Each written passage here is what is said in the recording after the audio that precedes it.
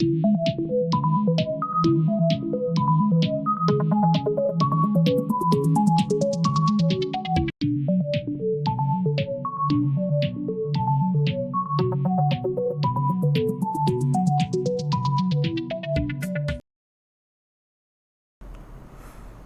वालेकुम। 11 अगस्त की कॉल लेके खालिद सैफुद्दीन आपके साथ।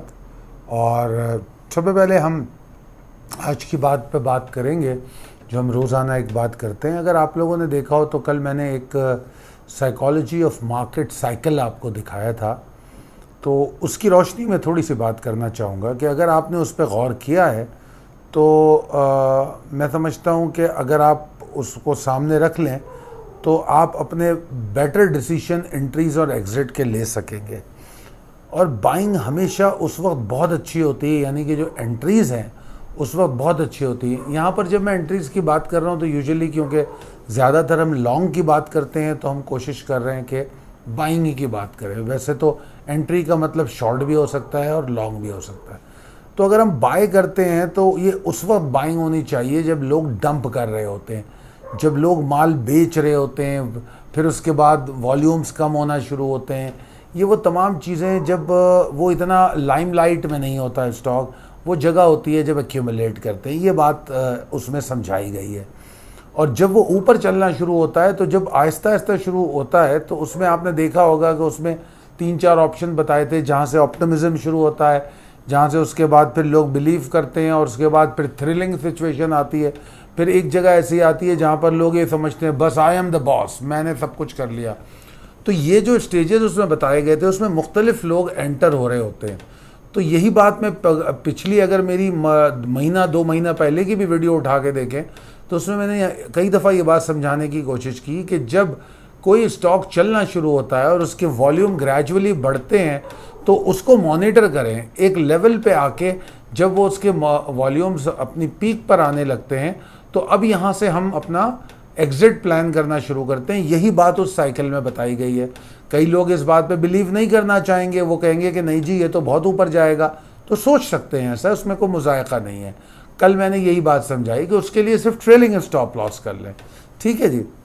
तो अगर आप ऐसा करेंगे तो आप यकीनी तौर पर एक कामयाब ट्रेड करेंगे।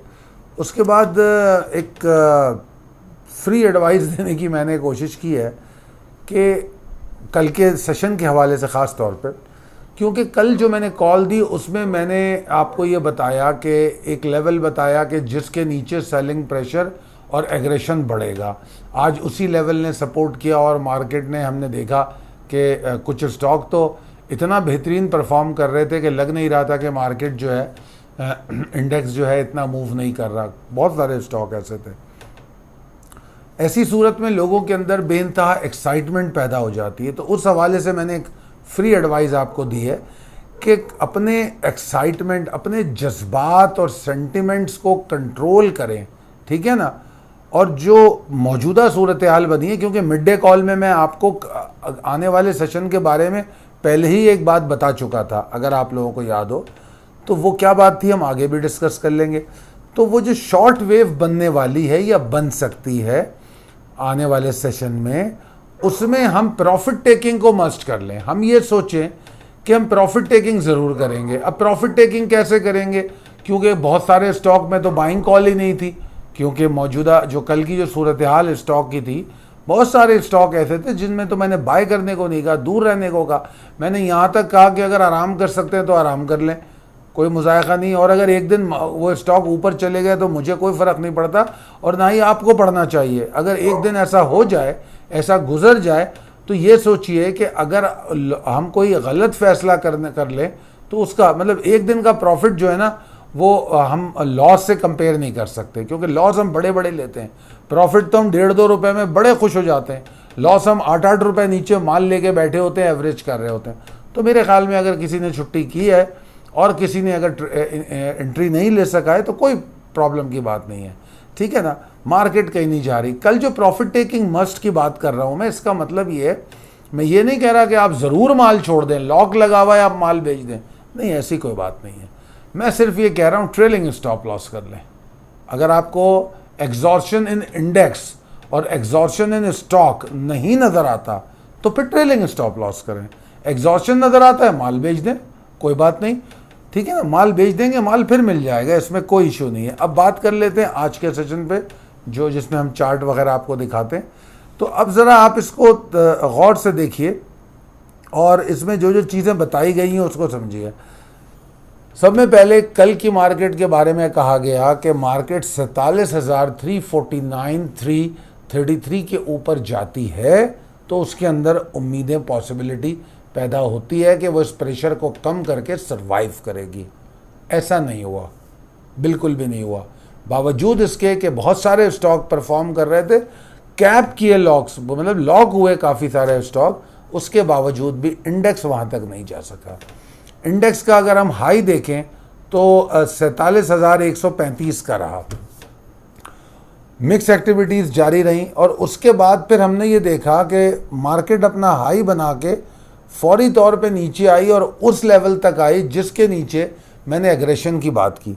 तो वो जो एग्रेशन था, अगर तो वो लेवल टूट जाता, तो अगर आपको पिछली कॉलें याद हैं तो हम सेकंड फेज ऑफ सेलिंग में एंटर हो जाते, जो हम अभी नहीं हो पाए। उसके बाद जब मैंने मिड डे कॉल दी तो मैंने उसमें आपको एक बात बड़ी वाजे कर दी कि ये जो हमने सपोर्ट ली है, इस सपोर्ट के बाद मार्केट अगर 100-150 पॉइंट भी ऊपर बंद हो जाए तो आने वाले सेशन में एक शॉर्ट वेव, एक हाइपर मूव मिलेगी। ये बात मैंने आज मिड डे कॉल में ही कह दी और उसके कहने की वजह ये थी कि अगर कोई माल लेके जाना चाहता है तो ले जाए, कल उसका माल ऊपर बिक सकेगा। तो इसलिए मैंने ये मिड डे कॉल में वाजे कर दिया। और अगर आप देखें तो मार्केट तकरीबन 100-200 पॉइंट के अराउंड ही बंद हुई है अपने लो से अगर देखें, और 100 पॉइंट ऊपर बंद हुई।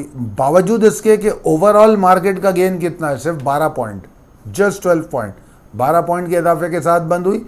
19.87% वॉल्यूम मार्केट में ज़्यादा रहा, जो कि मेरे ख्याल में बेहतर बात है, खुशाइंद है, लोगों ने कुछ माल लिया है। अब फिर हम आ जाते हैं अपनी स्लाइड पे कि कौन से स्टॉक गुड हैं। तो भाई वही बात है जिन स्टॉक का जिक्र मंडे की कॉल में कर दिया गया। नंबर 1, जो आपको रोज़ाना स्क्रिप्ट कॉल में एक्यूमुलेशन के हवाले से कहा जा रहा है। हाइपर स्टॉक की बात मैं नहीं कर रहा, कुछ स्टॉक ठीक है चल पड़े हैं तो चल पड़े, उनकी मूव ले लेंगे। अभी स्क्रिप्ट कॉल आपको मिलेगी, उसमें उनके लेवल्स भी बताए जाएंगे, कहाँ उन पे निकलना चाहिए, किसी में अगर एंटर होने का मौका है या नहीं। एक बात और याद रखिएगा, अगर तो कोई स्टॉक बहुत ऊपर कल खुल जाता है तो प्लीज़ उसको अवॉइड कीजिएगा। ऐसे स्टॉक को, मतलब अगर वो ऊपर खुल रहा है तो जज्बाती मत हो जाए कि बस ये स्टॉक ऊपर ही ऊपर जा रहा है। वो ऊपर खुल के थोड़ा सा 20-25 पैसे ऊपर जाके अगर नीचे मार देगा, आप फंस जाएंगे। क्योंकि अगर आप ऊपर खुलने पर एंट्री लेते हैं तो आप स्टॉप लॉस से बहुत दूर हो जाएंगे। तो काइंडली इस बात का बहुत ध्यान रखिएगा। तो मैंने ये लिखा है कि होप कि आपने एक्यूमुलेटेड स्टॉक जो रिकमेंड किए गए थे उसको आपने एक्यूमुलेट किया होगा, क्योंकि सारे स्टॉक में एंट्री मना नहीं की थी, कुछ स्टॉक्स को कल भी एक्यूमुलेट करने के लिए कहा गया था। तो मेरा ये मानना है कि अगर आपने कुछ एक्यूमुलेट कर लिए हैं तो उसके 30 से 50% माल उसका बेच भी सकते हैं, कोई परेशानी की बात नहीं है, माल मिल जाएगा। क्योंकि मैं हमेशा ये बात कहता हूँ कि मार्केट कहीं नहीं जा रही, जाता हमारा पैसा है।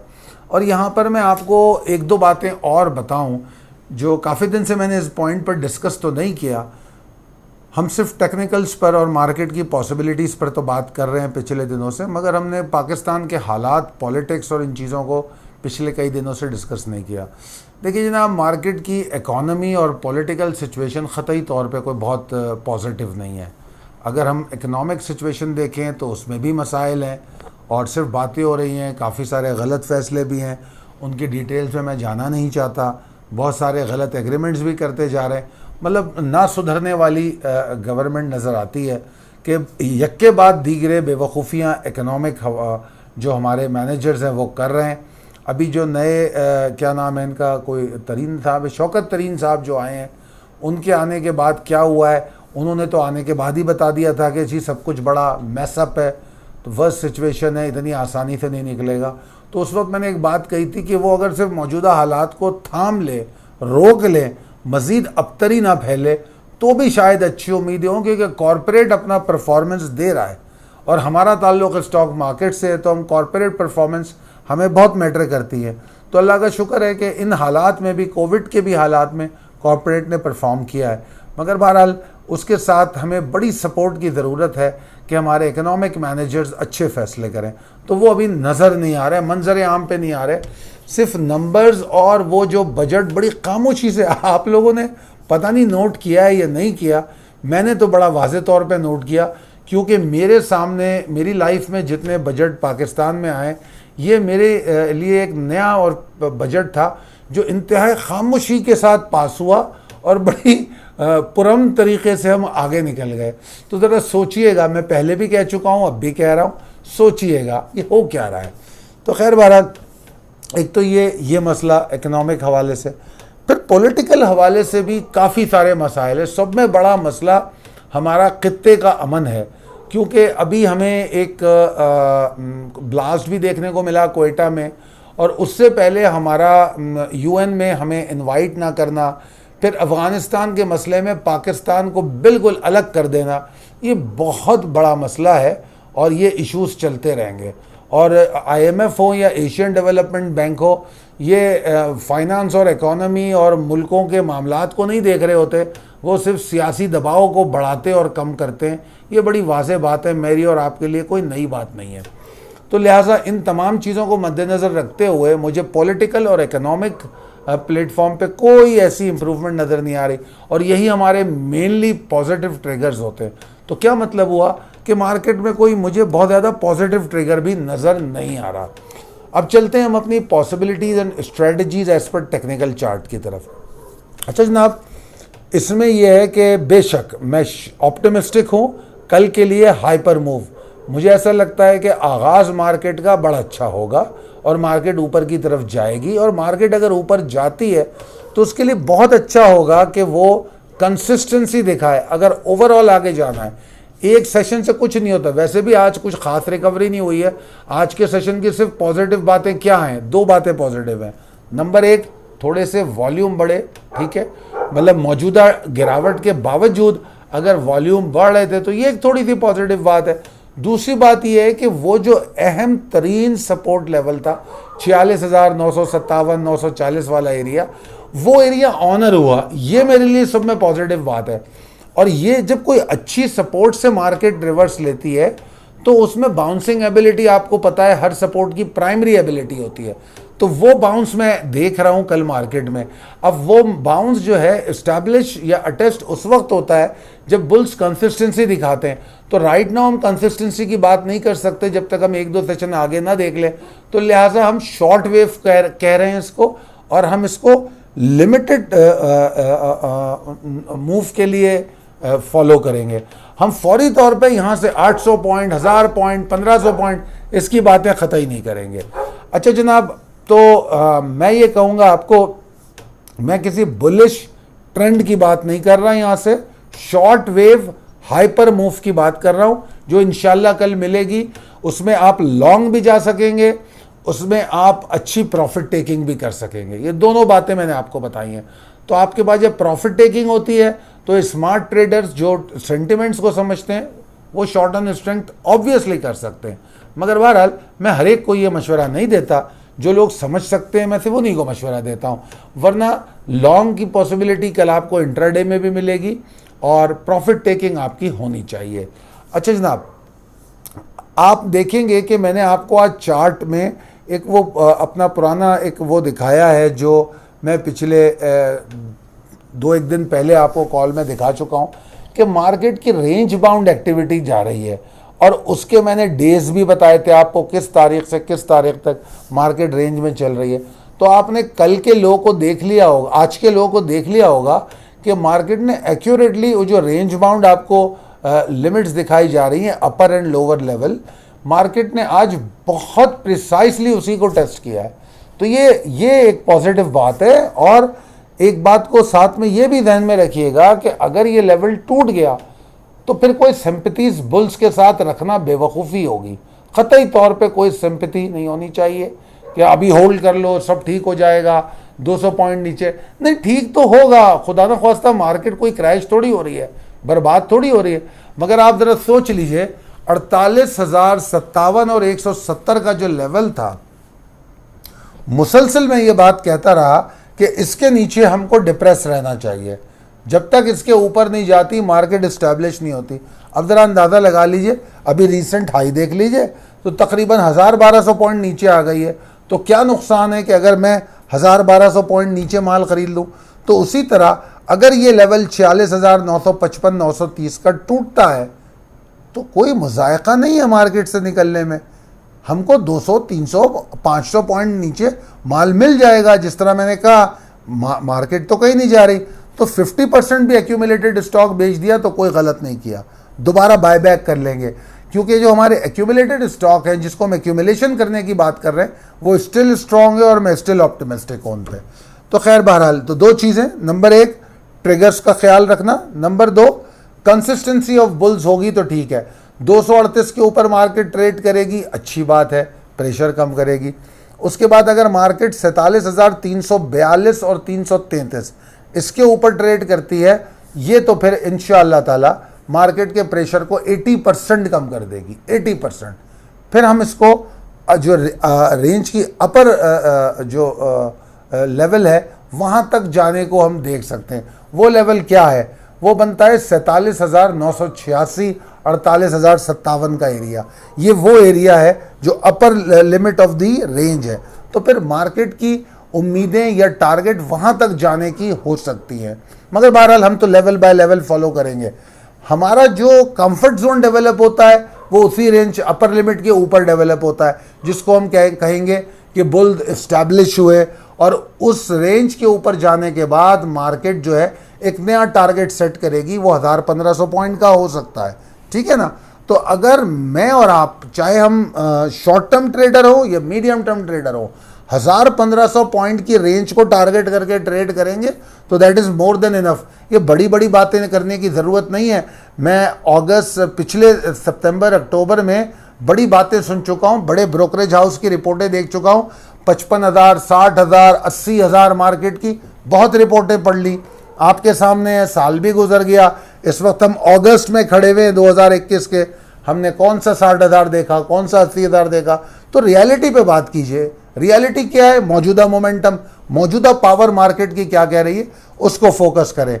अगर आप टारगेटेड रहेंगे और जितनी मार्केट की ग्राउंड रियलिटीज़ हैं जो मोमेंटम शो कर रही है उसको समझते हुए टारगेट करेंगे तो इंशाल्लाह ताला नुकसान नहीं करेंगे। इस वेवी मार्केट में, रेंज बाउंड मार्केट में जो आप लोगों ने पैसे बनाए हैं, जो आपके स्टॉक्स ने कैप भी किया, फिर आपको नीचे माल मिला, मतलब एक से दो राइडें मिली, मल्टीपल ट्रेडिंग अपॉर्चुनिटी मिली, वो क्या है और क्या चाहिए आपको। अगर 60,000 और 80,000 सोच के माल लेके बैठा रहता मैं तो क्या मिलता मुझे, मार्केट 47,000, 48,000, 47,000, 48,000, और अगर खुदा ना ख्वास्ता 46,930 टूट गया तो 1000-1200 पॉइंट और निकल सकते हैं।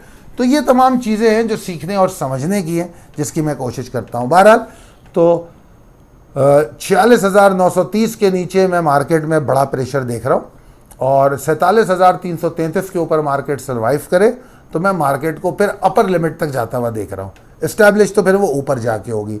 तो मैं आपको सिर्फ ये रिमाइंड दोबारा करा रहा हूँ कि मैं मार्केट पे बुलिश ट्रेंड की बात नहीं कर रहा, अभी शॉर्ट वेव की बात कर रहा हूँ। अभी मैं जो ढूंढ रहा हूँ वो कंसिस्टेंसी ऑफ बुल्स है, वो अभी तक मुझे नहीं मिली। आज सिर्फ उसने लो टेस्ट किया है और क्लोज हुई है 100 पॉइंट के इजाफे के साथ। आने वाले 2 सेशन क्या कंसिस्टेंट हैं बुल्स के साथ, ये अहम बात है। तो बहरहाल ये जो शॉर्ट वेव्स हैं ये सेलिंग प्रेशर को कम कर सकती हैं, और जितना हम 46,955, 930 से दूर होंगे उतना हमारे लिए अच्छा होगा। और याद रखिएगा कि एस्टैब्लिश मूव यहाँ से थोड़ी दूर है। बहुत शुक्रिया, मैं उम्मीद करता हूँ कि आप इन ट्रिगर्स को फॉलो करेंगे। स्क्रिप्ट कॉल आपको विद इन 2 और 3 आवर्स मिल जाएगी, तो अल्लाह ने चाहा तो आप फिर बेहतर से बेहतर ट्रेड करेंगे। बहुत शुक्रिया, अल्लाह हाफ़िज़।